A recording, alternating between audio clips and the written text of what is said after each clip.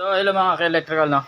So ito yung ginagawa kong isang setup, no, with ATS. So off-grid solar setup o small off-grid solar setup with ATS. Okay. So pakita ko lang sa inyo yung function ng ATS, no. So ngayon ay naka-auto siya. So ito yung supply galing sa off-grid natin. Ito yung supply galing sa DU o utility unit natin, no. Then ito yung output outlet ko na 220 volts yan. So may load yan, no. Ayan. Okay. So testingin natin, no.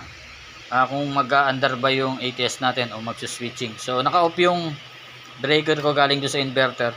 So bigyan natin ng 220 volts galing sa off-grid natin. Kailangan mag-switch siya papunta sa mismong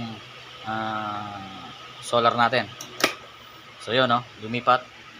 So ang nagbibigay ngayon ng kuryente dyan is inverter, no, na galing sa solar natin. So umaandar pa rin electric pan natin yan. So makita nyo yung battery ko, no, maliit lang, for demonstration lang ho to, no, hindi talaga ito para dito, para lang matesting natin. So yan, no, kita nyo. So 12.4 yung reading sa battery, habang gumagamit tayo ng isang maliit na electric pan. So pag pinatay natin yan, tumataas yan, babalik sa nominal voltage niya, no. So off natin ngayon ulit yung solar. Ayan. So makita nyo, ayan. So bumabalik ulit sa nominal voltage yung battery natin ng 12.7, no?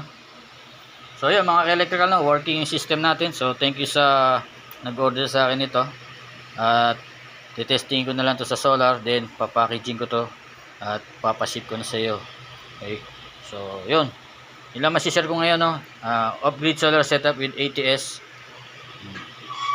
Bagay na bagay ito sa mga merong kuryente sa bahay na gustong hindi mag-ship sa utility or sa solar. So thank you, God bless.